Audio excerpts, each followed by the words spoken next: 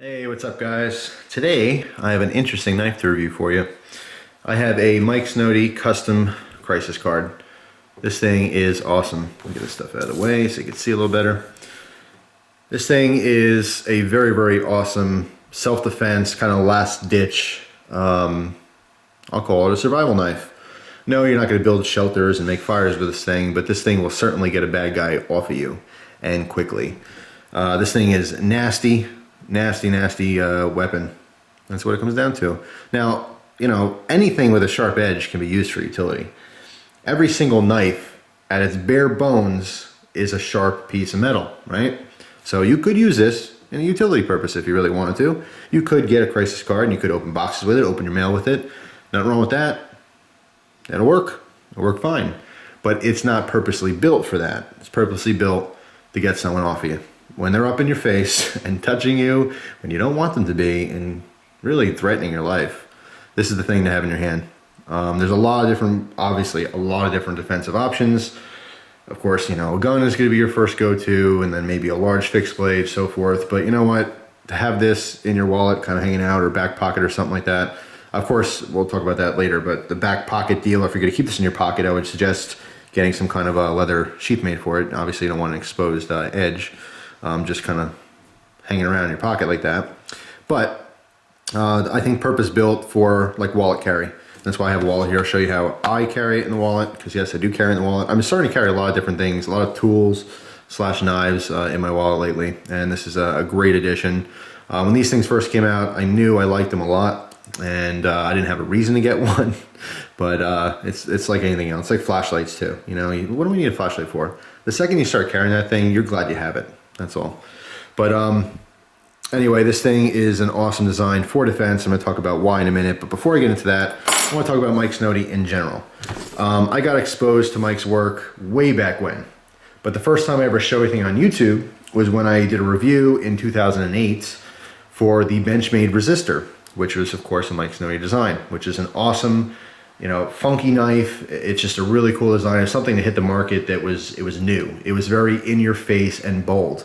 And that screams highly of Mr. Mike Snody. He is very much in your face and bold. A lot of people don't like Mike, I think for the main reason is because he has a very strong personality. And he also has this amazing attitude of, I don't give a crap what you think. And I think everyone should probably have that attitude. He does his own thing, and he gets criticized heavily for it. But he's a strong character, and he keeps on fighting on. He does what he loves. He loves making knives, and he does it to support his family. And he doesn't dance around like the political part of any kind of industry, whether it's knife industry, gun industry, whatever, car industry. There's a lot of political stuff going on. Mike's his own guy. One of my favorite things about Mike, honestly, of all different knife makers out there, is he makes no apologies.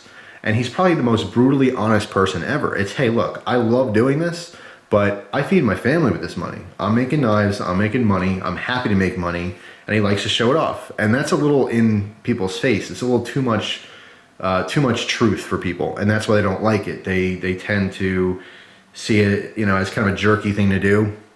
But I think being brutally honest is admirable. And there's nothing wrong with living the American dream and trying to make some money for your family. And in his certain case, he likes his bling, likes to show off a little bit. All the power to him. There's nothing wrong with that. But he's honest, and he's straightforward, and he makes a fantastic product. And I've always said this before, being someone who reviews things, being just an average consumer, at the end of the day, I want a good product. And a lot of us get caught up in the political part of things. We get caught up in the, hey, I'm not going to buy this drink because the owner kicks puppies and I'm not for kicking puppies, so blah, blah, blah. But you know what? If you really like that drink, at the end of the day, you might go out and buy the drink anyway. It all comes down to the product. You're the consumer. You're spending your money. A lot of people want to buy the personality of the company. They want to buy the people who are, making that product. But for most of us, I use this example all the time. It's because knives and guns and stuff like that, they're part of our hobbies. We tend to make things more personal. And if we hear, like, let's say a bad thing that a knife maker does or a gun company does, we tend to want to get in more information about that, and we take it more personally. But think about all the products you buy, everything from tissues to the forks in your drawer. Do you really know who makes them and what they're all about? No. But you bought them because you like them. You bought them because they're useful.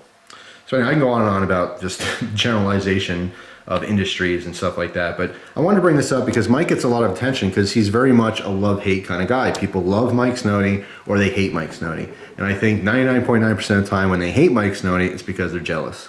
And that's a shame because they're really missing out on some awesome products. So, the crisis card.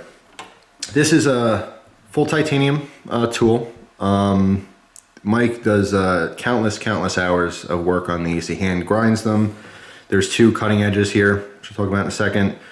He does all the milling, all every single hole you see there, he's doing. He has to countersink every single hole, and he doubles them. He countersinks them twice, and of course he countersinks the backs as well.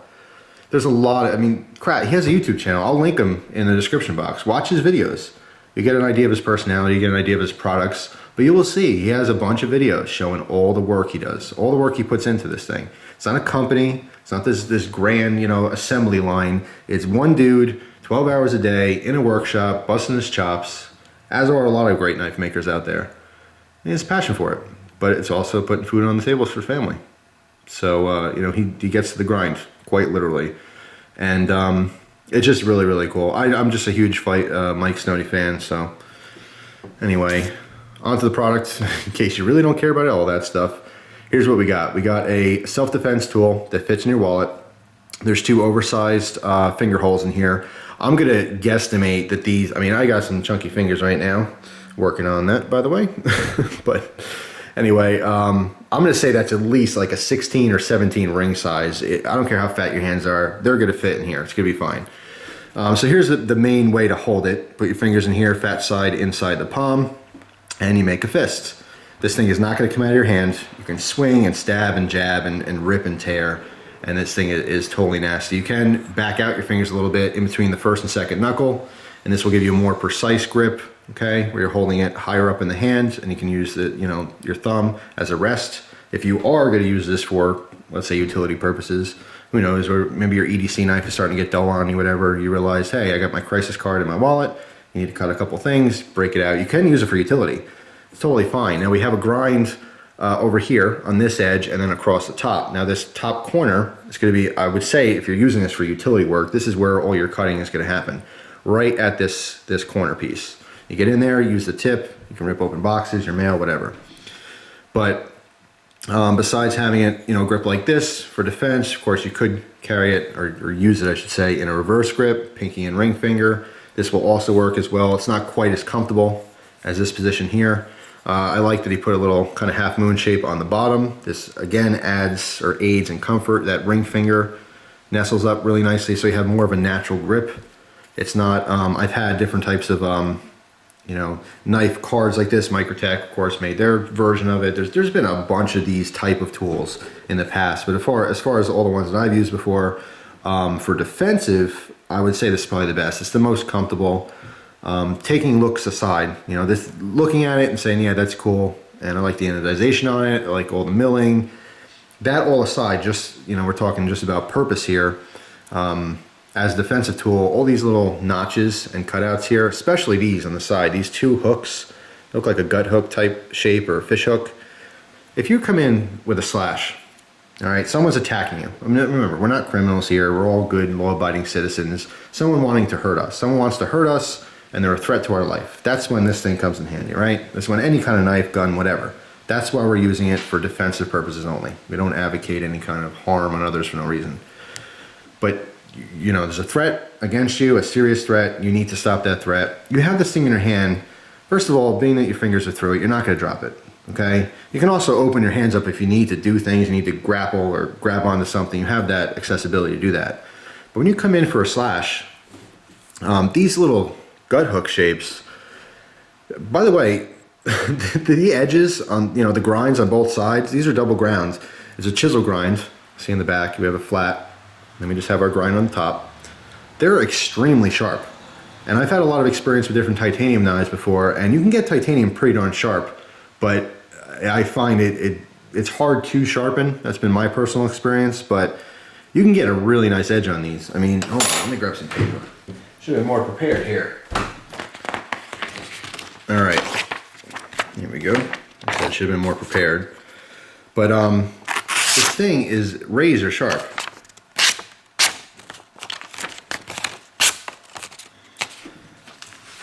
Now all these little nooks and crannies, they're going to be horrible for utility purposes. If you're really trying to cut through things, they're going to grab and tear. But as far as defensive purposes, this thing is going to rip you up. The actual edge is extremely sharp, but imagine you're cutting into skin, whether it's on someone's hand, or their face or their neck or who knows where. As this thing is slicing through, these little hooks and points, especially on the top here, they're going to grab and tear. They're going to totally rip some meat up, and it's going to be nasty. It's not going to be good. Whoever's attacking you is going to want to stop fairly quickly because they're going to be in a lot of pain. Now, as far as the overall design here, I like that we have basically like an L-shaped grind, right? Well, the grinds are straight, but we have two of them, so we have an L shape. Essentially, what this is a double-edged blade. If you look at it like this, okay, we just have basically a triangular point. Imagine a very strange spear point blade. That's basically what we're looking at here, okay? Our sharpened edge is like this. So it's not narrow like a traditional type spear point and angled or anything, but it's straightened and opened up. That's our corner. We take a corner, we turn it like this. Here, there's our double-edged blade. So as we're holding this like this, the reason I'm bringing this up is that in a defensive situation, you can come in for a slash, no matter what way you're going, and immediately, like before you exert all your energy past that person, the second you're in skin and you're ripping things up, and the second you stop and you come out of skin, you can back right up and come right up top with that sharpened top part of the tool here. So coming in and slashing, and just you do like little figure eights, it is going to be extremely effective at tearing some skin up, causing some pain, and hopefully stopping that threat to you. So by design, this thing, it's just nasty. It's going to be a nasty cutter. I will probably do maybe I'll do some tests in the future with some different mediums. Maybe I'll cut up a pork roast or something. That's always fun. Do it cold steel style, just rip up some meat. But yeah, this is definitely a nasty, effective self-defense weapon. These do come with a certificate of authenticity, as I believe every single product from Mike Snody does. Love that. All American. He's a Texas boy, which is pretty cool. I've never been to Texas, so I don't have any specific Texas pride, but I love when I see people from Texas who have a lot of Texas pride. I should anyone from any state. I'm a Jersey boy. I got Jersey pride. But he's proud of where he's from. He's proud of what he's done. And I just love the all-American thing. Really is an all-American guy. So Snody knives, to be of authenticity, of course, you have the name of whatever knife or product you have, and then you have his signature and the date. Now this one happens to be 7/13/13. All right, so fairly one of the new ones. Warning, of course, it's all sharp and stuff, so don't cut yourself and blame him. Pretty straightforward. If you're going to carry this in a wallet, which I suggest you do if you're going to carry one of these, like I said, you could carry this in your pocket, but I would recommend some kind of covering or sheath. Actually, if you're really good with Kydex, and actually this is a great, Mike, if you're watching this video, this is a little idea for you. If you made a Kydex rig, that wasn't necessarily the whole piece here, but it was just an L-shaped piece of Kydex. All right, so basically it would come across, up, over, and then maybe have your lanyard holes there for like a necklace or something. It would drape down on an angle, and then you can quickly access it, pull it out. But anyway, you don't need a whole lot of material for any kind of a sheath, whether it's leather or Kydex. If you're going to keep this in your pocket or something, just something to just cover your edges. And of course, you'd want to keep the holes exposed, so when you dip in your pocket or you dip on your shirt, if you're carrying a neck knife style, you can grasp it in that grip you're going to need it for. Okay, obviously being a defensive tool or a weapon, whatever, time is of the essence. So you don't need to fool around with trying to get a grip on it. You want to access it in your grip, expose it and use the thing. But as far as wallet carry, of course it's credit card sized, so it will fit in the credit card slots here, but I don't recommend carrying it like this because you will have obviously exposed edges. If your wallet happens to nestle the card, flush with the top of the flap of material, leather, that's fine. But in this case, in most credit card cases in your wallet, they're going to expose it a little bit so you actually can grip the card. What I would recommend more is to put it on the inside in one of these pockets. Almost every bifold wallet, and even most trifold wallets, they'll have some kind of inside pocket like this. A bifold will fit it, obviously, whereas the trifold might be a little bit different, but depends on the wallet. But this is how I would carry it. Just be very careful putting it in so you don't grab the leather and cut it. All right, just kind of nestle it in there. very slowly. And once it's in there, you're not taking it in and out all the time. It's not utility. It's there for emergencies. All right, if you're in that very rare case, you're getting mugged or something, oh my God, all right, take my wallet out, here we go, and you do one of these deals, okay? Here's all my money, you know, and you, obviously you're frantic, everything's kind of fast-paced, here's all my money, oh my God, you take the thing out, and at this point, you don't have to worry about your wallet so much, you can just rip it out if you need to, and then you have that knife that's exposed and ready to go. If that's the route you choose to go. Or you can just give everyone all your money. It just depends. You never know how you're gonna react in a situation like that. But there's obviously a million different reasons why you may want this thing. If nothing else, like most defensive weapons, I'm talking pepper spray, guns, knives, whatever, it's peace of mind. It doesn't matter if you never use a thing. You can live 40, 50 years carrying guns and knives and all this crap to defend yourself, and you can never ever use it. It's not a waste. It's peace of mind. It's, hey, you know what? I can go into a sketchy neighborhood, not that you would on purpose, but if you have to for some reason, or if you're just feeling uneasy in any kind of situation, it's the peace of mind that you have something that you could defend yourself with. It's options. That's why we carry guns and knives and everything else. Knives, particularly, obviously a utility purpose. We carry them because we use them as tools all the time, but we always have that mindset where, you know what, I have a knife on me. If I need to use it defensively, I could. Options are good. You don't have to use these things to hurt people. Obviously, you don't want to just go out and hurt people. It's not good. But, you know, in a defensive situation, you have the options to protect yourself and your loved ones, and that's great. And this is a good option. I've had a lot of different credit card type knives. Some I like more than others. This one I find to be the best of its style anyway. And like I say, if you're not into the total bling here and like the kind of in your face look, there are more subtle versions. I think my favorite one that he makes is an all green with the gold anodized grinds, which is pretty cool. And of course, it's all about the money, and you got the money sign here. You know, he's a proud man. He worked very hard to where he's at now, and there's no shame in showing it off a little bit. So anyway, Mike Snody's a cool character. Love supporting him, always will. He's a great knife maker, as are a lot of different knife makers. He just happens to stand out because he's definitely the black sheep in the knife community, and some people, he's just too bold for some people out there. There's a lot of traditional people that are just like, whoa, this guy's coming on way too strong. But hey, he does what he does, and I definitely respect it. So at the end of the day, whatever you think about him, good or bad, he makes great knives. In fact, I have another knife I'm going to be reviewing in the future. I want to get a lot more use on it before I review it, but you will see that in an upcoming video. Okay, love when the battery dies. No idea where I left off, but I know I rambled for a while, so I'm fairly certain that I said everything I needed to say.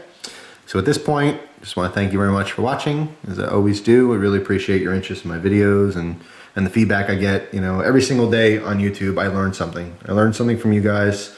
You know, you teach me things, watching videos, talking to you, messages. It's an awesome experience. So very, very grateful for it. And I hope you guys enjoy the rest of your day. I will see you very soon with some more videos. Take care.